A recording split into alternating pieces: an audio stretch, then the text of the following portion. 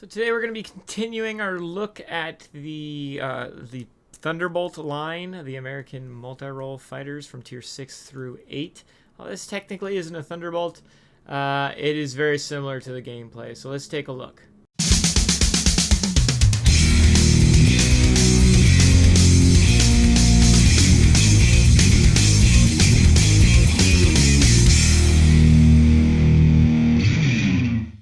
Alright, so we're taking out our XP-72 here. Tier 8 battle, which is great. Unfortunately, the main guy we're going to have to look out for is this guy in specialized Spitfire 14. Not really worried about anything else, to be honest. So we'll need to use our speed to engage or disengage from him. Kind of a joke against Spitfire 14. They always seem to have better airspeed than you'd think they would. Certainly have better altitude performance than you think they would. But, c'est la vie. So what we want to do with this plane is pretty significant jump up in almost all metrics for the XP-72 over the P-47N, right? Everything but maneuverability is better. Your rockets do 50% more damage. Your guns shoot farther. You've got less of them, but they do more damage, so the damage output is actually basically the same.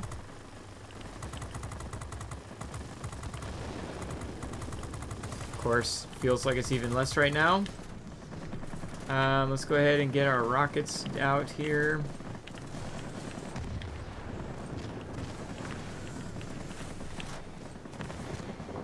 And there we go, perfect.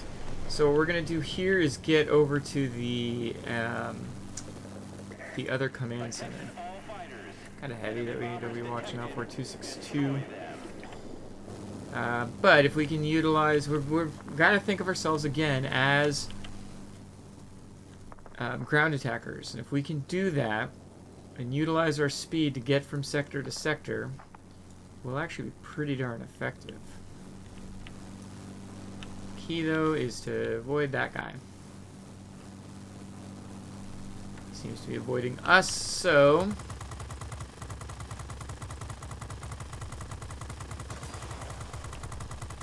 let's see if we can't just take out this B-32 since I'm here. I know our guns are not going to overheat.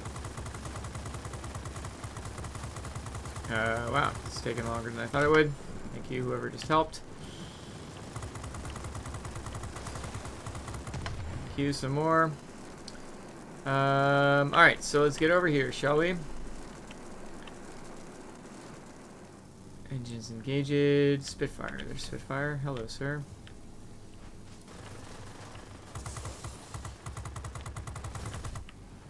Okay, so our engine is still engaged here. Oh, looks like he is not turning. Probably... what do we want to do here? Nope. Is he turning back around? He's not. Yak 9U up a little bit too high for Yak 9U-ness.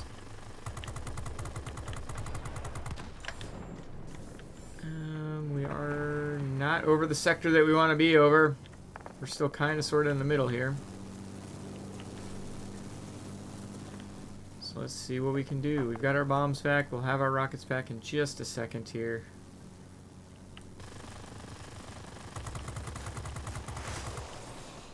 Let's drop our bombs. Boop, boop. Keeping our speed. We're basically playing the heavy fighter role now at this point. Got just enough hit points. Is this meteor going to keep coming at us? It looks like it, so let's actually put our pneumatic control assist on here so we can get our guns on target sooner rather than later. There we go. Did we knock that out? Doesn't seem like it.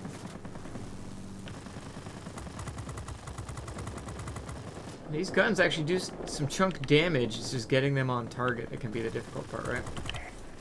We should not be doing that. Oh, good. We were able to survive that shenaniganery. They just flipped the other command center, though. So all we really did was do the swiftly swap. Let's see if we can't get this Yak-9U knocked out here.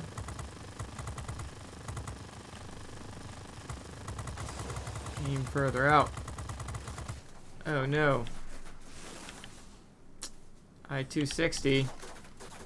Yeah, we're gonna get torn apart here because we've got literally no friendlies and we died right after it unlocked. That's a frickin' shame. Pretty terrible, actually. Pretty terrible timing. I was expecting us to unlock it sooner so that way I'd get some support aircraft, but didn't get that support aircraft. A frickin' shame. So let's just respawn here and we're gonna go back to capping. Right, that is going to be our job. Unfortunately, our stupid bombers are going for their airbase, while their smart bombers are going for our command center. See if we can't... Nope, I didn't want people to cover him. What I wanted to happen is for people to attack him. Let's see if he's paying attention.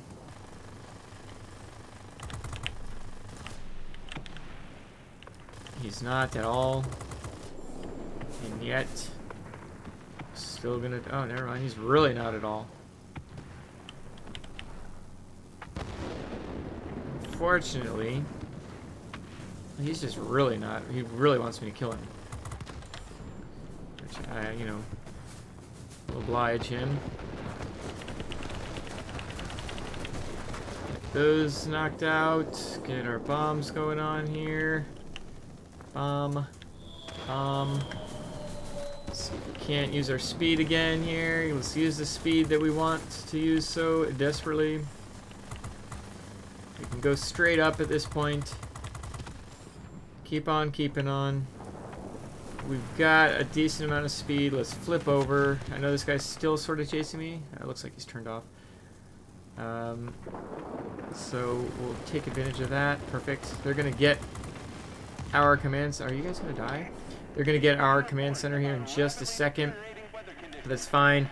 Even if it's just a second, it's still us up 3 sectors to 1 for just a second, which is giving us those extra points.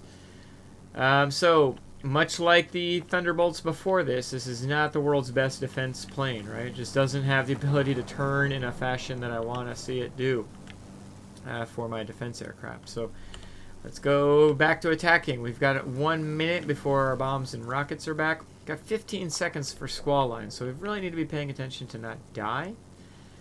And maybe we can... Ooh, hello. Meteor's back inbound here. That's it. There's no way to break through for you now. You're on your own. Let's see if I can't. Oh, the Meteor's pretty unmaneuverable plane, but I mean, I'm even more unmaneuverable. Got my pneumatic control assist though, just for that type of purpose. So we're back up 3 sectors to 1. So I'm actually going to defend, simply because I can defend against guys like this. B-32 should be dead, whether or not I hit him or not. But let's take advantage of this. Right, hello. Knocked him out. So this is going to definitely impede their ability to cap. They've got some GAs. Are their GAs dead? Their ground attackers are dead. So we've basically stopped their ability to capture sectors, especially if their Spitfire's going to keep defending a sector.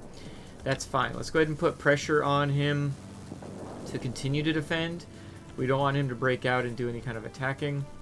Although, to be honest, it seems like it's a little too late at this point. Bomber squadron detected.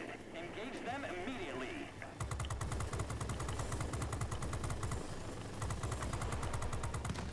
Nice. Perfect. Can't ask for much more than what we just did here, except for not crashing into bombers. That would have been slightly embarrassing. See if we can just get some more damage. Nope. Pretty solid all-around game there, right? Doing some ground, doing some air damage, and just going back and forth.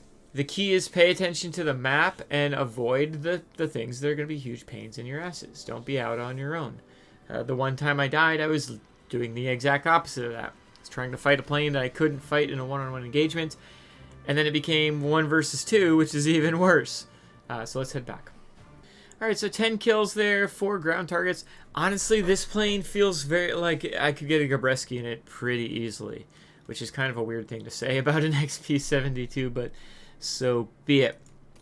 So, I mean, it was literally just me versus him. He got a lot of personal points. I'm sure he probably thought he did really well. The problem is you need to be capturing in this kind of map, in this kind of scenario. You need to do everything you can to capture and not just sit back and defend. And so we were able to do that. I didn't even see how many sectors. 3 sectors. Oh, yeah, so we got that. And all it was command centers. All we did was go for the command centers. And that was important. That's what won us the game. 5,200 air damage, 26,000 ground damage. Nothing over the top on either extreme. And so just like the P-47s, this plane can be very effective if you are taking the time to put it in the right area to be effective.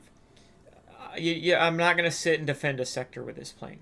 I'm just not. I can defend or kill some planes in a pinch in that regard, but to just sit in a sector and defend as if I was a Spitfire would be suicidal. A, I wouldn't be very effective, and B, I would just be killed sooner rather than later. What this plane does do well, though, is exactly what you saw here. In the games I've been playing with this plane that have been good games have been where I've gone out of my way to go from sector to sector, to focus so much on the ABCs, and that is always be capturing. If you're not capturing or being effective to capture, then the XP-72 is going to be a frustrating plane to play. It's not maneuverable at all, right? There's other planes out there that can do a lot of the things this plane does, but the XP-72 bridges the gap between ground attackers and heavy fighters and multi-rolls. Like it's kind of jack of all trades, and I'm really quite enjoying this plane. I find that so weird to say, because when I first was playing World of Warplanes, this was one of the... It wasn't one of the first lines I went down, but it was one of the lines that when I was going down it, I was super frustrated by it. XP-72 especially. That being said, is almost right up there with the TA-152. This was probably my second or third least favorite Tier 8 plane in the game. Like TA-152 is still my least favorite. SU-9 was probably my second least favorite, and then this plane was my third least favorite. But you can flip a coin between this and the SU-9. What's funny now is I really quite enjoy the SU-9 and the XP-72. 2 completely different planes, and I enjoy them for 2 completely different reasons. But the difference between me 2 years ago and now is I understand that I can't make the plane fit my playstyle. I have to change my playstyle to fit the plane. And I suspect a lot of people's struggles with any plane in the game has more to do with that than to do with with other things. So let's take a quick look at the XP-72 and see what we want to see. First things first, you have on here the same 500-pound bombs that you've had for a while now. They're still effective, but keep in mind we're now Tier 8, so sometimes dropping those bombs where they would have captured or destroyed a section of the sector, they don't necessarily do that every time now. But we've got these really good 5-inch HFAR rockets. Previously, they're literally double the damage of the Tier 6.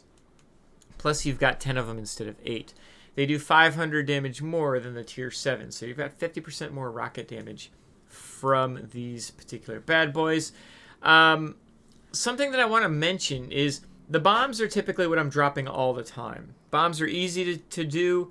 I mean, you can drop them from high altitude. You don't have to necessarily disengage from an engagement that you're in. If you are like in a turn fight with a heavy fighter or something like that, you can still drop your bombs and keep going.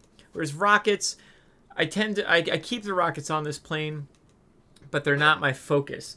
I only do my rocket runs when I'm completely disengaged from enemy aircraft, when I know that I'm not going to be setting myself up to die. Because rockets, you need to do a run. You need to have a direct line of focus. You need to be accurately shooting your rockets so they're effective, yada, yada, yada. That takes time, and it can put you in a bad place if you're going out of your way to just fire your rockets all the time. So This goes for any plane that has rockets on it, basically. Utilize the rockets when it's safe.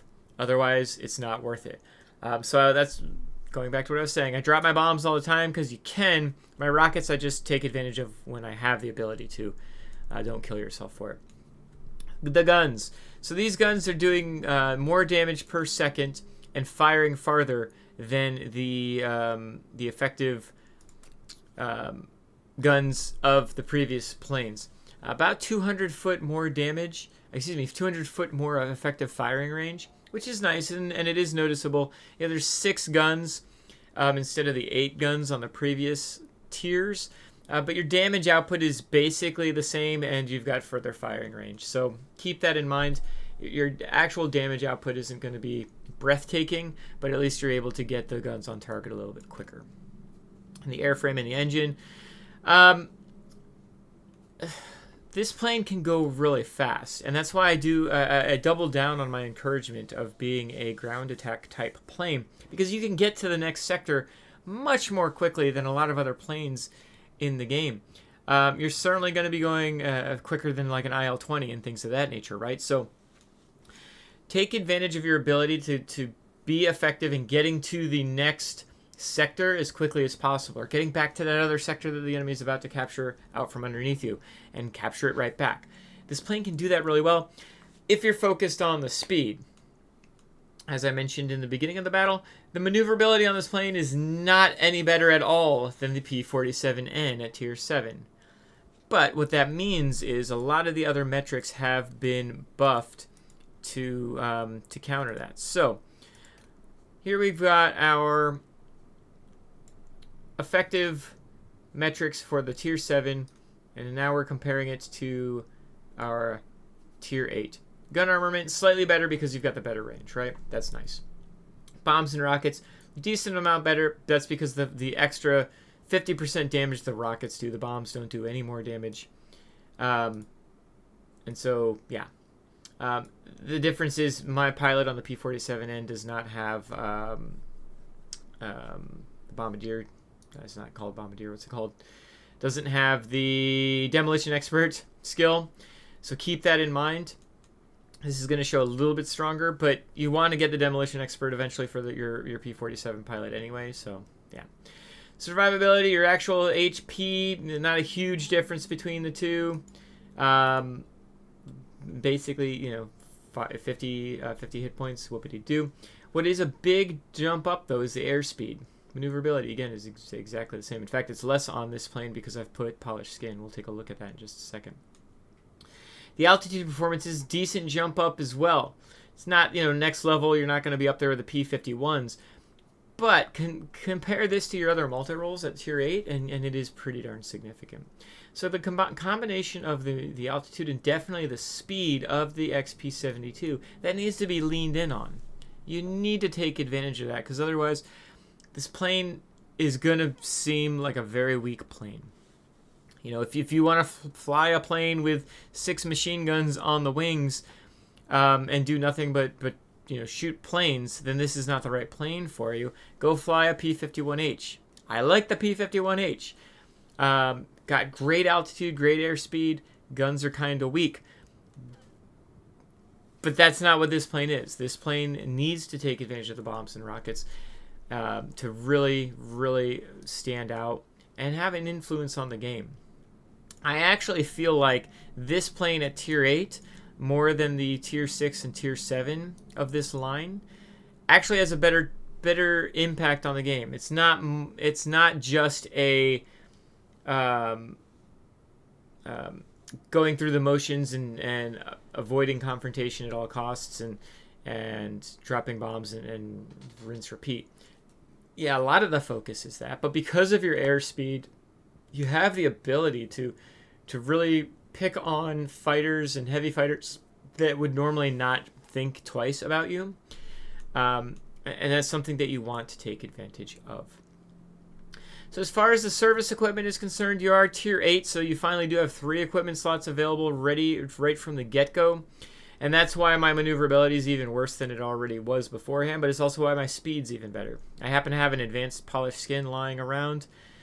So I tossed that on here, 5% to the cruise speed and acceleration while diving, which you do dive a lot in this plane because you want to take advantage of your altitude. I also had gyroscopic sight readily available. I'm kind of wondering if I will experiment with navigational radio equipment on this plane. We'll see. I don't want to always... So I've had plenty of people come back and be like, well, that doesn't do anything in other planes that I've had it in. Same with G Suit and whatever. But that being said, I always want to try to do a little bit of experimentation to see and not be kind of stuck in a box with my mentality when it comes to a plane. Yeah, I assume the sight's going to be the best option for this plane. But what if I go with navigational radio equipment and I'm able to avoid being detected and able to see the enemy even sooner?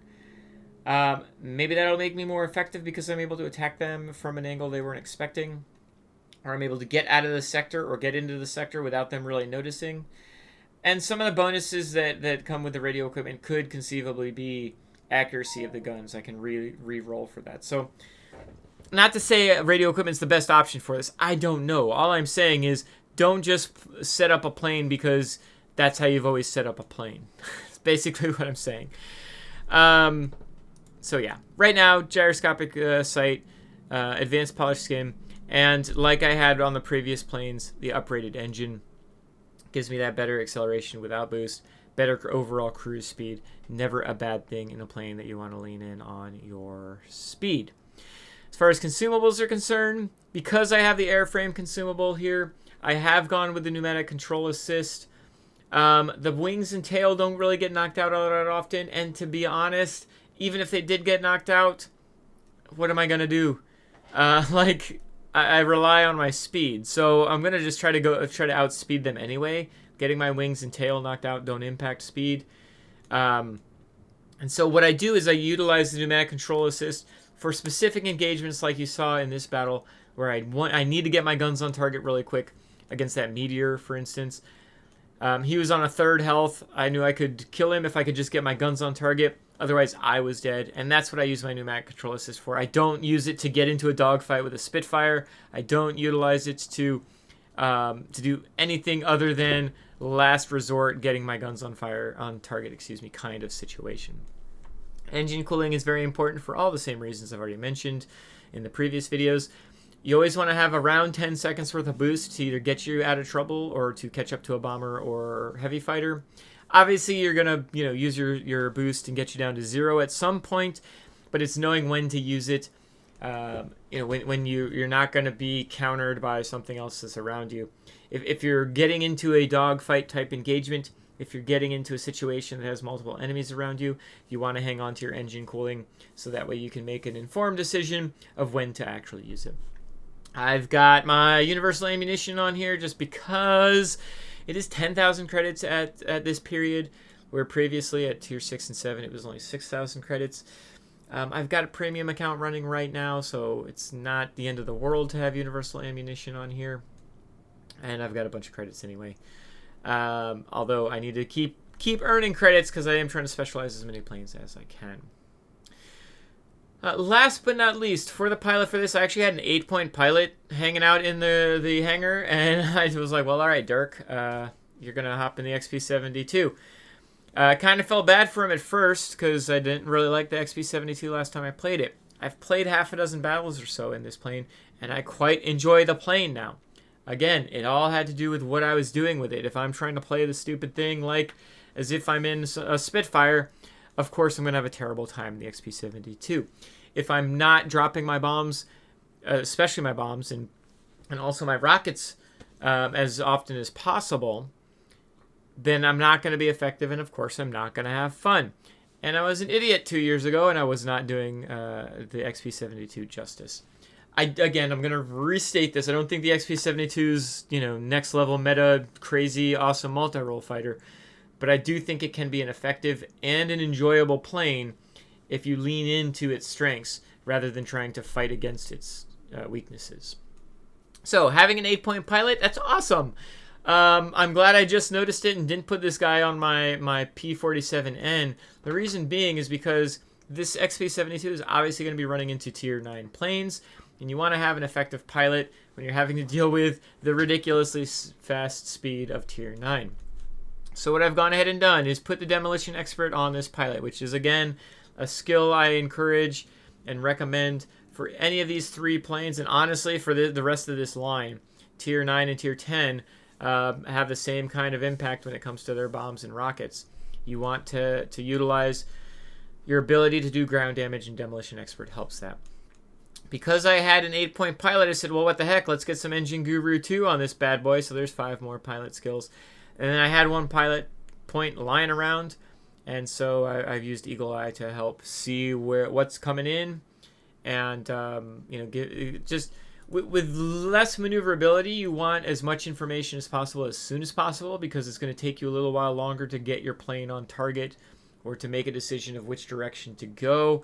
And so having a 10% buff to my ability to see is not a bad thing in my opinion. Personally, I will eventually probably trade that out for something like Cruise Flight for once I get a 2nd point. Cruise Flight basically is twice as good as whatever this one's called, Eagle-Eyed, but it only works when you're not in a battle, like when you're not being shot at or shooting something. Not only do you get 20% on your view range, but you also get engine thrust and top speed improved by 3%. Again, it's when you're not doing or receiving damage for 20 seconds, but that can be super helpful when you're going from sector to sector. It'll help you get to that sector quicker. It'll also help you see what the heck is in it before you normally would have. So that's probably what I'll be going for next. I don't know. We'll make a decision there. A question that somebody asked me on a previous video, and I just want to state this for everybody that's watching that might not read the comments, was asking about something like Expert Rocketeer. Expert Rocketeer significantly increases the chance of directly hitting an aircraft with rockets. So it's basically for using your rockets for air-to-air combat. Planes like the P-47s, the XP-72s, planes like the British multi-rolls and the Corsair type multi-rolls, all those planes use air-to-ground rockets. Can they be British heavy fighters for that matter do as well? All those rockets can be used for air-to-air combat, sure, and can be effective. That being said, it's typically a last resort type situation. If you're utilizing your air-to-ground rockets strictly for air-to-air combat, it doesn't matter how accurate you make them. They're still not going to be as effective as you want them to be. They're big, funky rockets that are going to miss a lot of your air-to-air targets. Expert Rocketeer is really intended for air-to-air combat type planes like a BVP-210, an F-94D, 262s. And so that's definitely a viable, honestly, like maybe even a first couple points option for those types of planes would be Expert Rocketeer. For something like an XP-72 or a P-47, Expert Rocketeer might be a good choice for later on down the line, but you don't get a lot of air-to-air head-ons as an option when you're in planes like this. And so you're not going to be able to use Expert Rocketeer all that often. And even if you do, it's not going to be as effective as just being able to do ground damage. So, again, maybe my 14th and 15th point, I might put Expert Rocketeer on this plane. But not any sooner than like the 10th or 12th point. Like, Demolition Expert's going to be much more effective and impactful in a battle than Expert Rocketeer. Being able to go faster, being able to see further. All those things are going to be helpful consistently in battle to battle in a plane like this, where Expert Rocketeer is going to be literally something that I might use maybe if I'm lucky twice in a battle in a plane like this. Again, when you're in those planes that use air-to-air rockets, they reload quicker. They've got higher air-to-air accuracy anyway. Expert Rocketeer is a 100% viable option for those planes. For this plane, it's just not nearly as impactful or effective, especially early on. You want to use your first 2 points and your first 8 points on this kind of setup. So, just being clear with that. All right, so the XP-72. Again, I'm pleasantly surprised. I bought this plane back up like 6 months ago when there was the American discounts. And I never flew it. I just had it because I bought it back because I knew I was going to have to fly it eventually. And I figured I might as well buy it at a discount. And then it collected more dust. I'm actually quite enjoying the XP-72. So I'd love to hear from you all. Is this a plane that you dislike? Have you flown it since you first flew it, and you're not sure that you ever want to fly it again? You're okay with never seeing it again? Or is this a plane that you always loved? I'd also like to hear, are there planes in the game that when you first went through the tech tree lines, or when you even first started playing a certain plane, that after you started grinding a little bit more, or after you went back to that plane, that your eyes were open and you're like, oh, wait, this plane isn't as bad as I thought it was, or this plane is actually good. Were there any planes like that for you? I'd love to hear it either in the comments below or in my Discord, which is linked in the description below. So anyway, a little bit longer video. Sorry about that, but I appreciate you hanging out with me, and I hope you have a great day. Bye.